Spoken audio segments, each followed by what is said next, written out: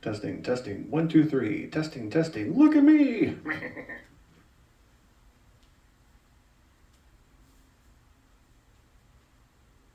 Now coming to the stage, the very funny Chris Aiken.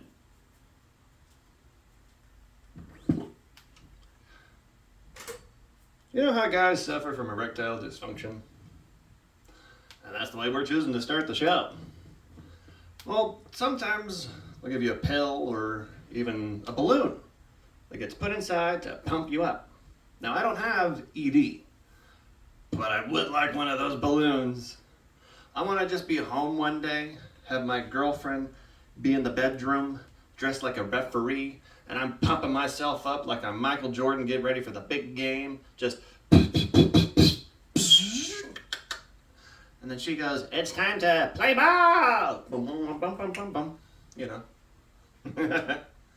Or, my personal desire would be for my funeral, I'd have that balloon one more time. Just pops open the fucking casket, just. And then that's when my body starts to float away to the heavens, being raised up by 99 erectile dysfunction balloons. Well, if you're gonna go out, you gotta go out not just with style, but with a fucking permanent memory. I'm gonna start a business where I just draw dick pics for the blind. Well, who else is gonna do it? I will just be doing a good community service. They'd come into my office, I'd be like, all right, place it onto the paper. And I start just drawing an outline like I'm doing little fucking turkey hands, poking the paper with holes.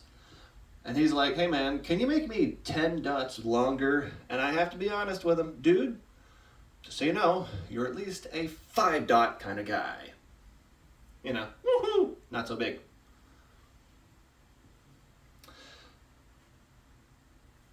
They say you can't hit women, but every mosquito that bites is female, which means I will slap the shit out of a mosquito hoe.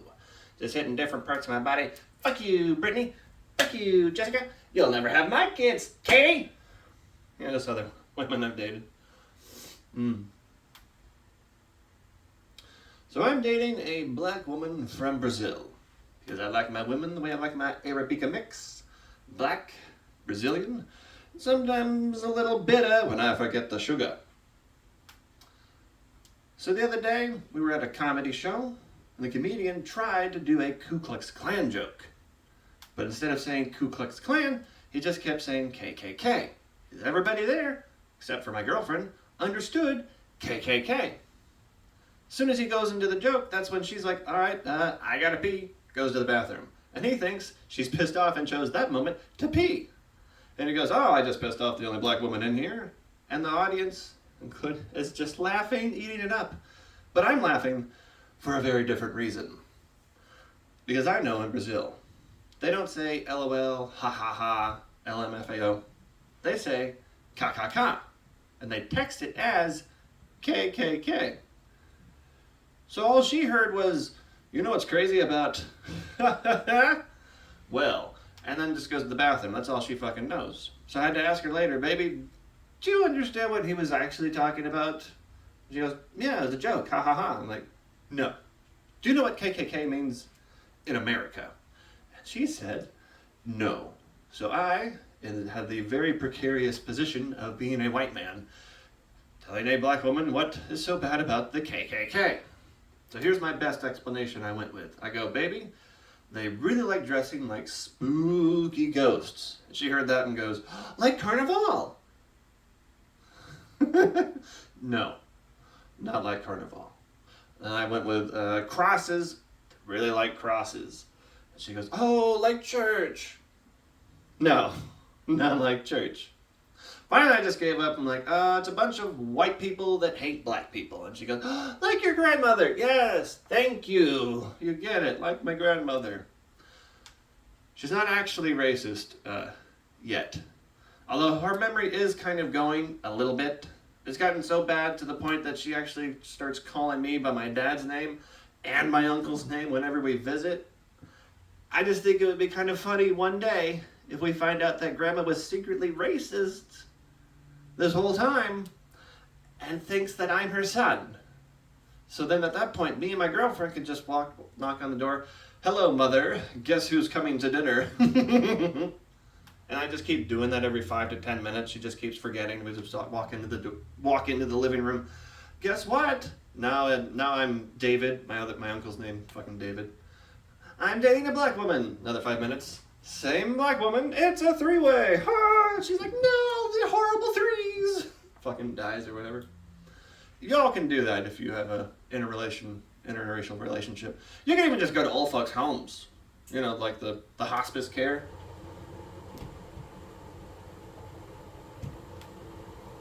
Fucking AC. Moving on. Thank you, technology, you piece of worthless garbage. Should have played that out from the beginning. Here we go. So I figured out where black man confidence comes from. And it's not the massive dick, like so many people assume, and confirm technically. No. It's the rap. You see, rap is just a bunch of positive affirmations disguised as felony threats. Turns out, telling yourself, I get all the money, I get all the bitches, 3 birthday wishes, that's just great for your mental health. What I'm trying to say is rap lyrics are basically vision boards you can twerk to. Unfortunately, you can't just manifest with any rap lyric. I found that out the hard way. I tried manifesting with Kendrick Lamar, and I can't get within 500 feet of a Chuck E. Cheese. I tried manifesting with Ludacris. Now I owe child support and area codes 214, 512, and 713. And I even tried Notorious B.I.G. Now I got diabetes, and Diddy fucked me and had me killed to keep me quiet. You know, I would hate to be super old and then become a vampire. You know what I mean? Like everything hurts, everything leaks, fucking old. Like over 100 and then start living forever. You know how horrible that would be? You wouldn't just have a coffin. You'd have a Tempur-Pedic coffin with a sleep number over 4,000. And dentures. You wouldn't even be a vampire with fucking teeth. The whole time people are just playing keep away with Dracula like, ha ha ha, got your teeth, Lord of Darkness, ha ha ha. But the worst would definitely be the dementia. Being so forgetful, you try to transform into a tiny, tiny bat, but you forget about your massive vampire balls. Now you're just flapping around like a glorified game of Flappy Bird. One ball's bigger than the other, so you're just going in a fucking circle the whole time. Your balls are, every landing is a teabag no matter what you're landing on. Your balls are flopping the top of church steeples. You gotta tie them up in a little braid just to walk around. Flipping that thing around like it's a pocket watch. That's right, ladies. I'm keeping all kinds of time. Use that shit like it's a fucking weapon. Tie them up, drag women behind you by your own nuts. Be a miserable existence. But I'd say the worst part of it would be getting stuck on anything. A fucking lamppost, a gargoyle's mouth, and you're just kind of flipping around stuck there like Christmas lights have tied you off at the gargoyle's mouth. You can't move. And that's when he shows up. Van Helsing, the vampire taint hunter.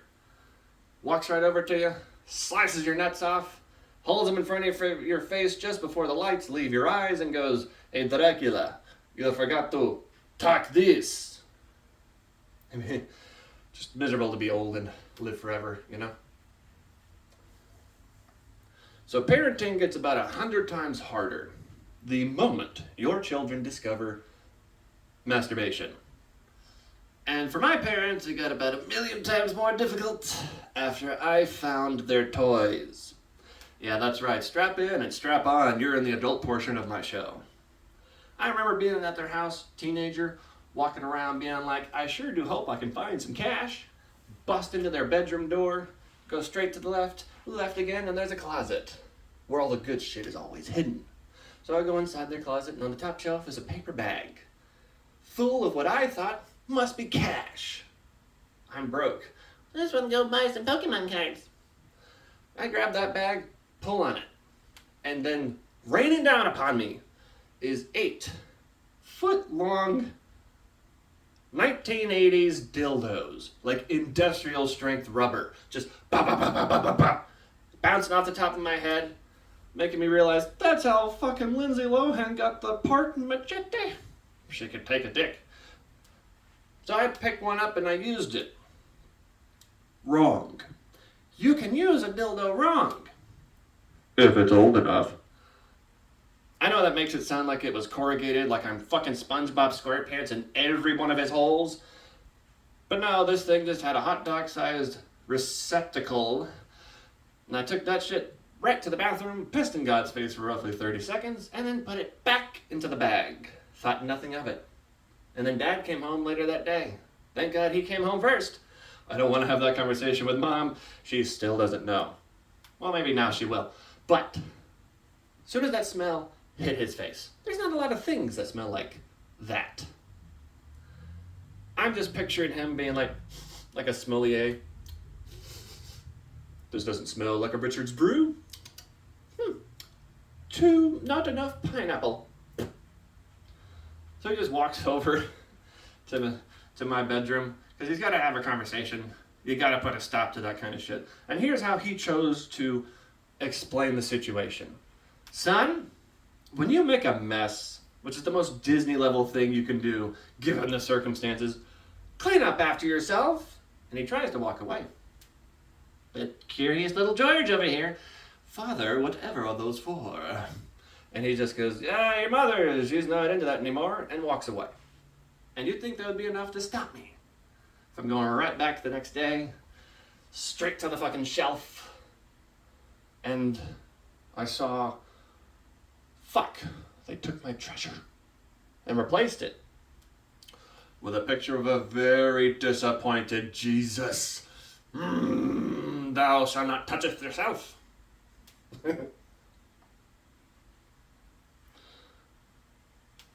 So the other day, I accidentally complimented a burn victim on such wonderful special effects makeup. Because I was just at a convention, and I really like how people can make human beings look like fucking zombies. I did it to myself. I've gotten jobs because of it. I even found myself in the Dallas Morning newspaper because of how good of a job I did. So when Game recognized fucking Game, I saw the dude and I had to say something, because this guy was the crowning achievement of Freddy Krueger makeup, as far as my brain was concerned. I walk right up to the poor guy, be like, hey man, that's amazing. And he looks confused. What? You're Freddy Krueger! Like, you're halfway done. It's so good. And he goes, dude, I'm not wearing a costume. Oh, I'm a dick. Or I'm at a fucking convention and I just assumed everyone here is in costume. He just looked like Freddy Krueger on vacation to Hawaii. I was so appalled. I'm like, I'm sorry, man. I didn't mean to point out the worst part of your life as if it was... It looks great. It's healed up nicely. You know what? You're going to be in my nightmares tonight, man. You have a good day. Just had to walk away at that point, you know? A lot of people here probably got tattoos. You were excited. You went into the parlor and they go, where do you want to get it? I'd like to get it here, probably here, maybe here. But at no point in time, I bet, has any of you dealt with the problem of your tattoo artist figuring out which hand you masturbate more with. I'm definitely alone in that one. I was just getting this back piece, shoulder blade to shoulder blade. And my artist, we'll call him Steve, while I'm laying on the table, calls over another guy for a second opinion. I could have been like, dude, you could have just asked me. I would have told you I'm right-handed. So they're just having discussion, hovering over me like a couple of astronauts trying to land a rover on my asshole. Being like, all right, if we go 3 degrees left, 10% bigger on the right, eventually this thing's going to look symmetrical years down the line. And that's when the guy next to me pops up. Just being like, bro, you're supposed to swap hands. And they all start laughing. Like just this cacophony of ridicule and embarrassment. The whole time I'm just hoping ink hits a vein. I'm trying to play it off like, guys, this was Tylenol when Mom was pregnant. Fucking Steve. No, dude, that was Pornhub.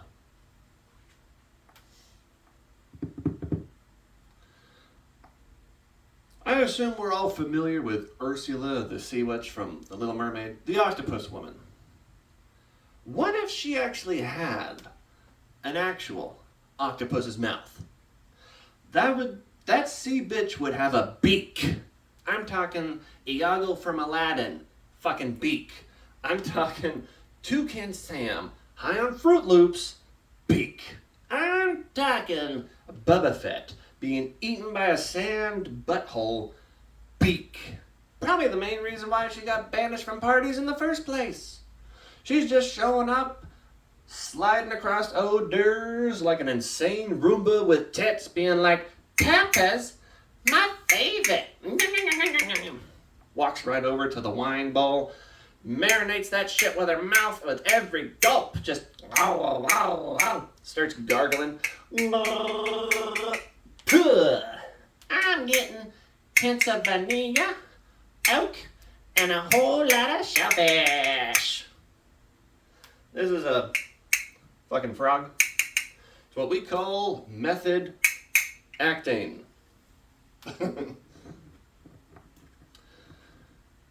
You know how blind people can read Braille? Like dicks. If a blind guy were to touch Danny Trejo's face, that's right, Machete, to touch Machete's face, I bet he would immediately be like, oh yes, me llamo es Cristobal. Yeah, he would learn Spanish and have the entire Machete trilogy memorized, including the third one that never got made. If a blind guy tried to read Danny Trejo's face, it's so bumpy. How bumpy is it? It's so bumpy that he would think he just found Blackbeard's gold, like it's a treasure map. You know how X marks the spot, but for Danny Trejo, it's X marks the spot. If you were to take Danny Trejo and a pug to do a side-by-side comparison, they'd both bite. You'd be going in, Danny, he's so manly with his mouth. Look, I've got nothing against the world's manliest Mexican. I just can't stand his skincare routine. I mean, I'd still give the man a kiss. Mind you, halfway through I'd be like, get this man some Clinique and a belt sander. And even then I'd have to go through 5 tubes of chapstick just to keep myself from drying out. They haven't done the roast for Danny Trejo yet, but I am fucking prepared. Mm-hmm. Dun, dun, dun.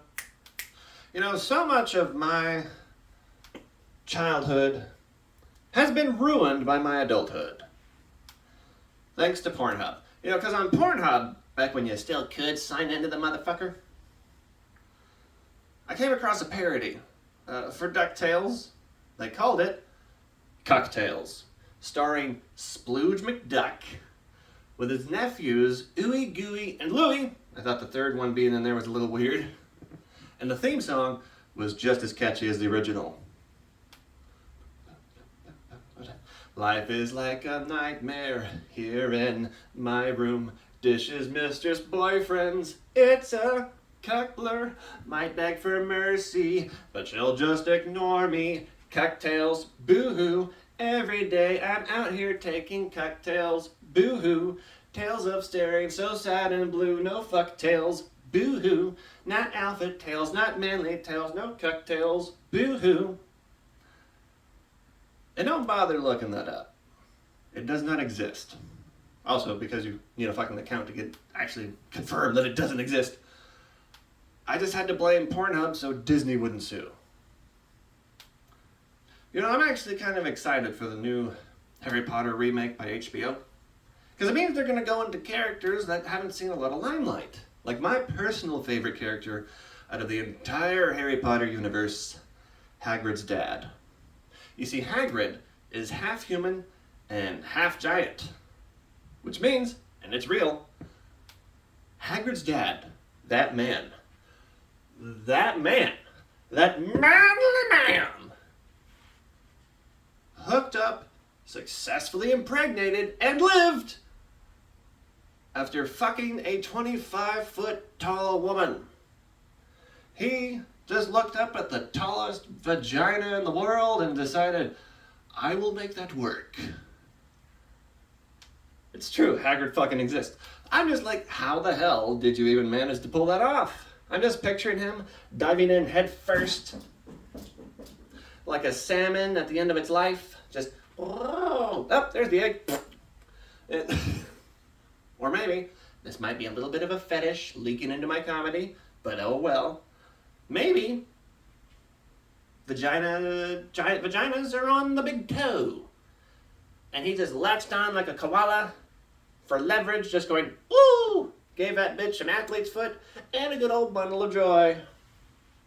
Or maybe, and my personal belief is he just took out his wand, pointed it directly at his dick with the enchantment ejaculiosa, gave himself a massive cock and started hawking his meat around town, being like, massive dick here, taking on all challengers, magically improved. And then from behind him you just hear, I'll do it. And along comes this fucking giant being like, fee, fi, fo, duck. I smell a wizard, I'd love to fuck. Look, J.K. Rowling made giant sex canon. I just gave it a wand. I've already done the blind thing. If I was blind, I've got a lot of blind jokes in this thing. If I was a blind guy, I'd get a Braille tattoo right above my belt line that just says, suck here. Little short joke for you guys. Now I'll leave y'all with this.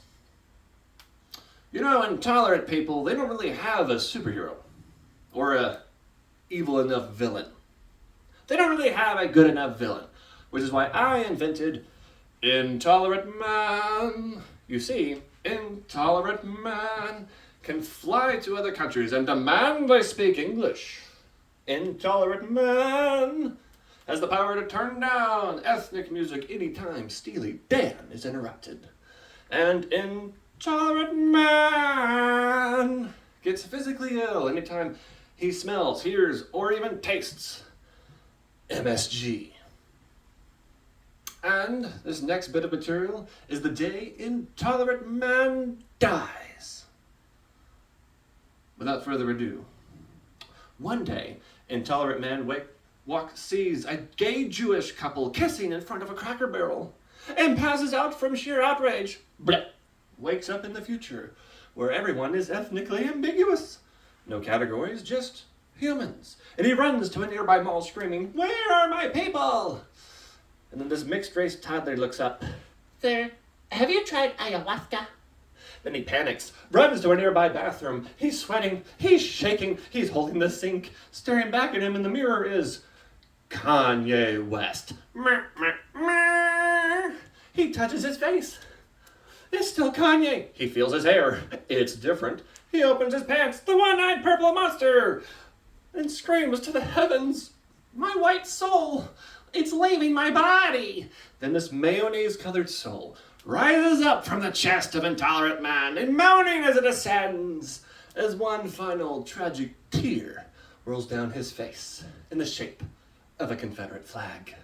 Intolerant Man had become the one thing he hated most: being successful and black. Thank you, that's my time. You've been a wonderful audience. Tip your waiters, but mostly just keep paying me.